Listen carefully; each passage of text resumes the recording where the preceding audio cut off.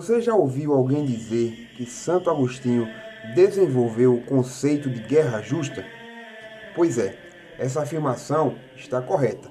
Entretanto, o que se desenvolveu ao longo da história como conceito de guerra justa não necessariamente aplica-se ao que Santo Agostinho entendia por guerra justa, isto é, não aplica-se aos detalhes e aos limites do conceito que Agostinho entendia compor aquilo que ele mesmo chamou de guerra justa.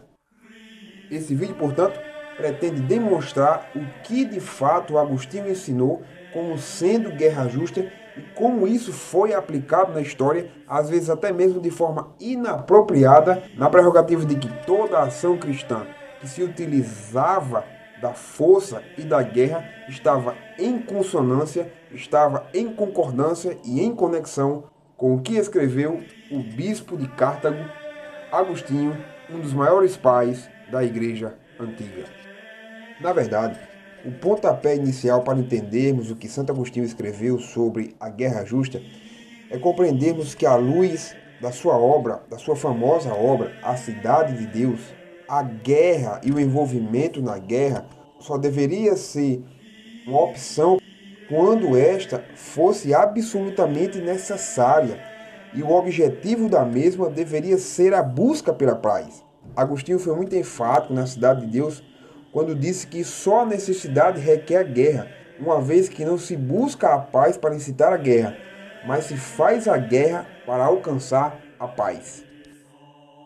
Olhando para as fontes, isto é, para as obras de Agostinho, para a Cidade de Deus, como eu já citei, e para algumas outras de suas cartas, vemos que ele rejeitava de forma incisiva as justificativas que os romanos davam para a legitimidade da guerra. Ele rejeitava a ideia de expansão do império, ele rejeitava a ideia de deposição das nações iníquas e rejeitava até mesmo a ideia de que a subjugação romana era uma forma de paz. Dessa feita, um dos grandes biógrafos de Agostinho, o historiador Henry Chadwick, resume as ideias de Agostinho acerca de guerra justa em 5 aspectos interessantes. Em primeiro lugar, para Santo Agostinho, o objetivo da guerra seria sempre estabelecer a paz mútua entre as partes.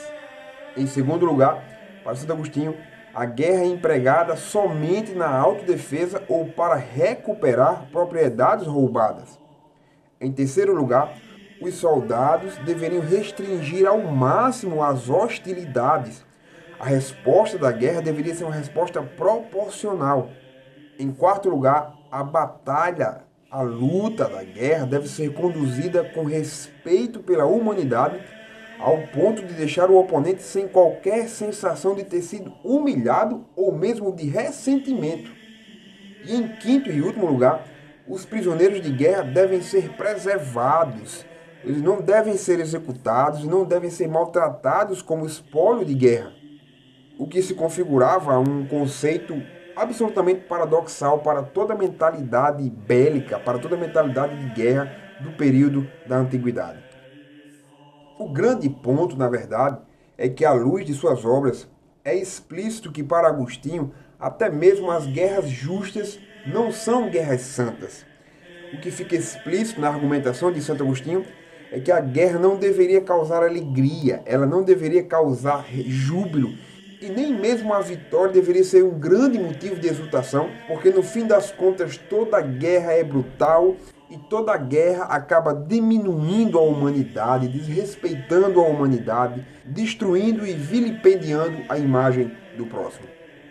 No entanto, como nota o historiador anglicano John Dickson, o grande problema é que os argumentos de Agostinho teriam uma influência desmedida ao longo dos séculos. As concessões quanto à necessidade da violência estatal, da violência na guerra, seriam utilizadas de forma desmedida, de forma exacerbada durante as guerras que o Ocidente medieval cristão iria travar. E tudo isso seria feito em nome de uma conexão com os textos de Agostinho, em nome de uma conexão com o argumento agostiniano. E como diz John Dickson, essa influência dos escritos de Agostinho sobre o Ocidente de forma desmedida vai acabar por gerar a ideia de uma guerra santa. Argumento que inclusive foi utilizado pelos cristãos na culminância do conflito entre cristãos e sarracenos no período das Cruzadas. No fim, o que está claro é que para Santo Agostinho, mesmo a guerra justa era uma espécie de uma trágica necessidade da cidade terrena, isto é, a cidade dos homens, que era marcada pelo pecado, que era marcada pelo egoísmo e que era marcada pelos princípios que não são os princípios de Deus.